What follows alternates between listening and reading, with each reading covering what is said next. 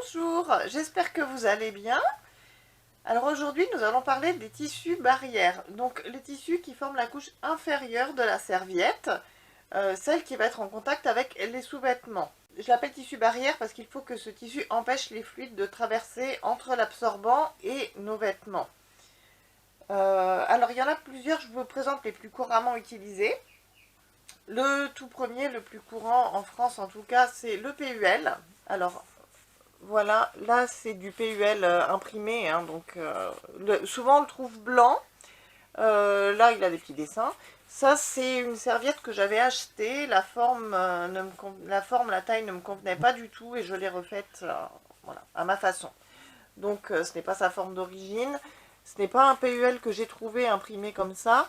Vous voyez, c'est lisse, ça fait vraiment polyester, hein.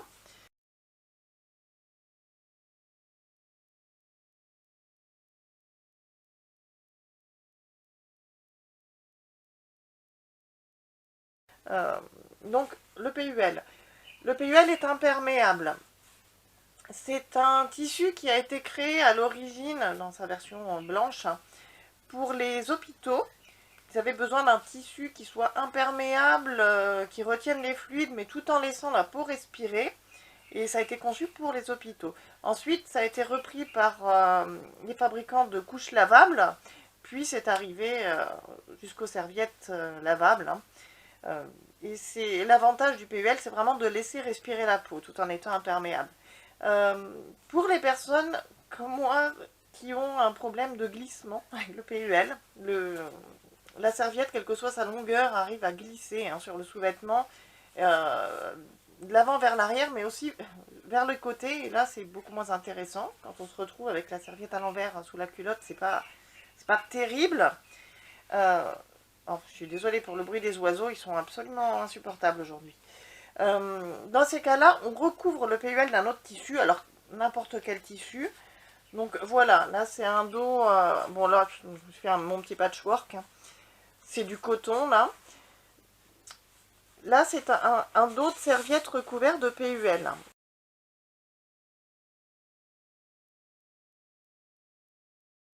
Vous voyez, l'absorbant est de ce côté, on voit les coutures, hein.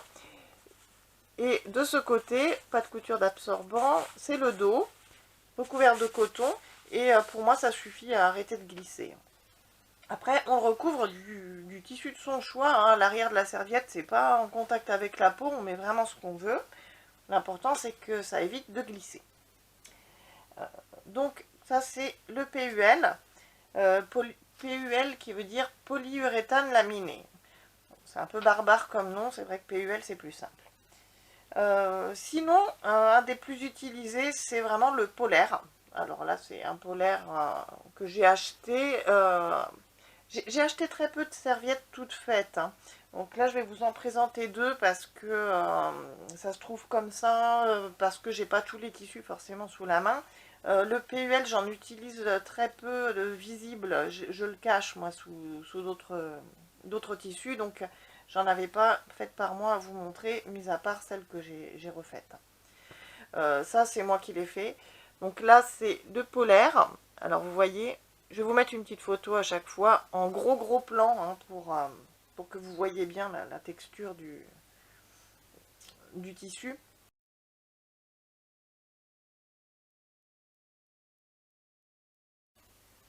Donc le polaire, c'est pas imperméable, c'est water résistant comme tous les autres tissus là qu'on va présenter, mais c'est très efficace. La couche absorbante à l'intérieur, si elle est suffisamment adaptée à notre flux, ça ne va pas passer à travers, hein. Il n'y a aucune raison, ça fait quand même une barrière suffisante. Donc le polaire est très utilisé. Le PUL n'est pas facile à coudre, hein, surtout quand on débute. Ça a tendance à glisser, hein, sur les autres tissus, parce qu'évidemment on ne coupe pas le PUL tout seul. Euh, le polaire est plus facile déjà, hein. Quand on débute, c'est vrai que c'est plus simple de commencer avec des tissus un peu plus faciles. La micro-polaire, très utilisée aussi parce que c'est plus fin que le polaire. Alors la micro-polaire, c'est pareil, hein, je vous mettrai une photo en plan un peu plus gros.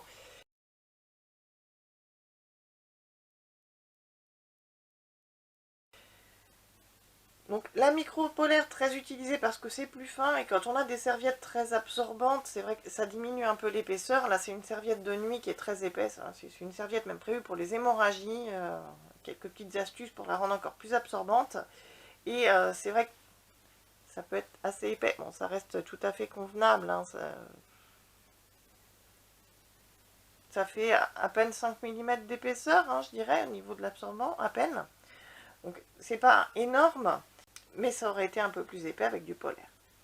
Donc la micro-polaire très bien si elle est water résistant. Par contre, c'est pas le cas de toutes les micro-polaires, donc il faut tester avant d'utiliser pour voir si elle laisse passer l'eau ou pas. Parce qu'il y a des micro-polaires qui ont tendance à être plutôt absorbantes.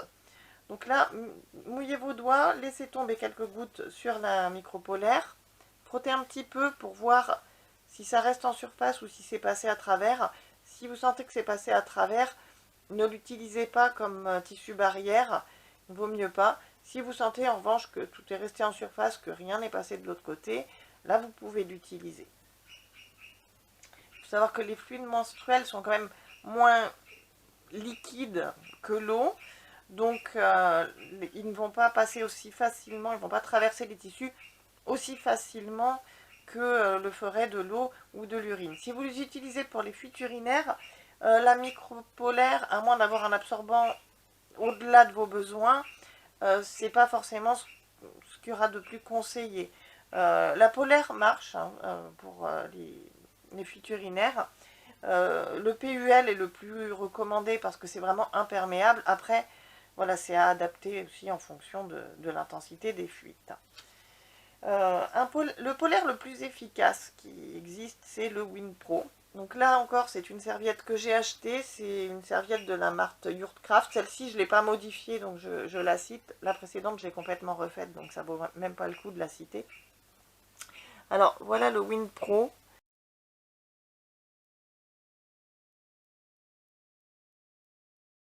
Alors, il est très sombre, je vais essayer de vous le faire en photo. Au niveau de l'épaisseur, c'est pas plus épais que la micropolaire. Par contre, c'est encore plus water résistant que le polaire, hein. C'est vraiment ce qu'il y a de plus efficace. C'est ce qui se fait de mieux, hein, en tissu polaire pour les serviettes lavables. Donc c'est de la marque Polartec. On en trouve très difficilement. Personnellement, j'en ai jamais cousu parce que j'ai jamais mis la main dessus. On n'en trouve que auprès de la marque Polartec, parfois sur Etsy. Mais le choix de couleur en général, bah, c'est simplement en fonction de ce qu'il y a de disponible. Ça coûte un petit peu cher quand même par rapport au polaire. Donc moi, le polaire me convenant très bien, j'ai pas vu l'intérêt de faire la dépense pour du WinPro. Mais c'est un super tissu barrière. Après, dans une vidéo précédente, je vous disais d'éviter de trop improviser pour les tissus barrières parce que, voilà, on ne veut pas mettre des choses dangereuses non plus. J'ai quand même improvisé, mais raisonnablement, dirons-nous. Le nylon est très utilisé, hein, par certains fabricants pour faire tissu barrière. Alors moi, j'en ai pas, hein, de tissu barrière en nylon. J'en ai jamais acheté. Le PUL étant glissant pour moi, je me suis dit qu'avec le nylon, ça risquait de faire pareil. Euh, Ça fonctionne, hein. Visiblement, il y a des personnes qui aiment beaucoup, hein, les arrières de serviettes en nylon. Moi, j'en ai pas. Par contre, un jour en achetant des tissus, je suis tombée sur du ripstop. Alors, il y en avait de deux variétés. Il y avait le ripstop nylon et le ripstop coton. Alors, le ripstop, c'est un tissu avec un espèce de quadrillage pour éviter que ça s'effiloche. Et j'ai acheté la version coton. Et je me suis dit, après tout, pourquoi pas essayer. Donc, voilà ce que ça donne. Alors, vous ne pouvez pas voir le quadrillage ici, je prendrai une photo.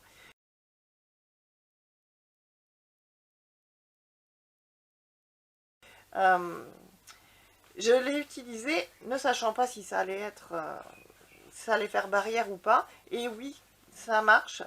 Par contre, là aussi, ça a tendance à glisser un petit peu sur les sous-vêtements, moins que le PUL. Ça doit accrocher un peu plus. Ça fait moins lisse, hein, au toucher. Et par contre, super efficace et c'est extrêmement fin, donc ça permet vraiment de diminuer l'épaisseur hein, des serviettes tout en gardant leur souplesse. Donc moi j'ai utilisé, par contre j'ai pas eu le choix vraiment des motifs et des couleurs, donc c'est camouflage. Je suis pas une grande fan, mais enfin bon, c'est bien pratique. Et puis c'est pas ce qu'on voit le plus de la serviette finalement, puisque c'est la partie qui se met contre la culotte, donc c'est pas visible. Hein. Donc, voilà pour les arrières de tissu. Alors le ripstop, très facile à coudre. La micro-polaire, moins que le polaire. Ça a tendance à bouger un peu plus, à glisser un peu plus. Le Winpro, j'en ai jamais cousu, je peux pas vous dire. Le nylon non plus.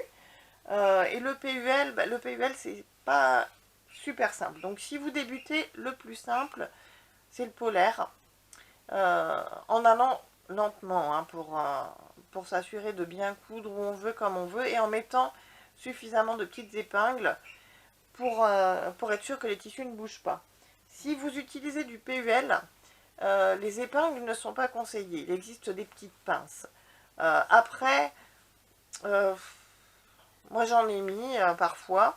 Une fois qu'on a cousu sa serviette avec du PUL, et même si on a mis des petites épingles, on lave forcément nos serviettes, hein, on ne va pas les utiliser telles quelles, on les a touchées, on les a passées dans la machine à coudre, on a mis des fibres de tissu dessus, donc voilà, on les veut bien propres avant usage. Donc lavez-les à 60 degrés. Les petits trous faits par les épingles et par les aiguilles au niveau de la couture vont se refermer en étant lavés à 60 degrés et vont se souder en quelque sorte autour du fil. Hein, donc ça va permettre de boucher un petit peu les trous que vous aurez fait avec vos épingles en même temps. Donc voilà, ne vous inquiétez pas trop si vous n'avez pas de pince sous la main pour coudre votre PUL. Voilà, donc on a vu les tissus barrières les plus utilisés. Pour ce qui est des fixations des serviettes, alors moi j'utilise des petits pressions en résine, hein, des petits pressions cam, parce que c'est ce que j'avais sous la main. Vous pouvez utiliser n'importe quelle autre pression, hein, que ce soit en résine ou en métal.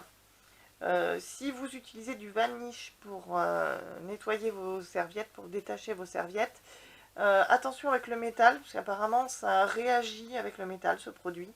Donc ça fait des taches un peu comme de la rouille, qui sont très difficiles à enlever après. Donc voilà, seul petit bémol. Vous pouvez utiliser, si vous le souhaitez, des petits boutons. Alors petits par contre, parce que faut quand même que ce ne soit pas inconfortable quand on s'assoit. Par contre, si vous débutez en couture et que vous n'avez que des boutons sous la main, attention, ça ne va pas forcément être plus facile parce qu'il va falloir faire une boutonnière. Hein. Mais si ça ne vous pose pas de problème de faire des boutonnières, vous pouvez très bien utiliser des boutons. Vous pouvez utiliser du velcro si vous voulez, pourquoi pas. Moi je ne l'ai jamais fait, mais il y a des personnes qui le font. Vous pouvez même éventuellement utiliser des petits rubans, mais dans ce cas je pense qu'il faudra faire des ailettes un petit peu plus courtes pour qu'elles ne se touchent pas. Pouvoir attacher, faire un petit nœud entre les deux. Après le côté pratique du petit ruban, quand on change, je sais pas. J'ai jamais essayé, pourquoi pas. Voilà, c'est très libre hein, pour fermer, pour fixer hein, la serviette. Après, faites au plus pratique, faites avec ce que vous avez sous la main. Voilà, je pense qu'on a fait le tour hein, pour les tissus barrières et on a un petit peu évoqué les fixations aussi, parce que c'est quand même important. J'espère que ça vous aura été utile et je vous dis à bientôt pour une prochaine vidéo.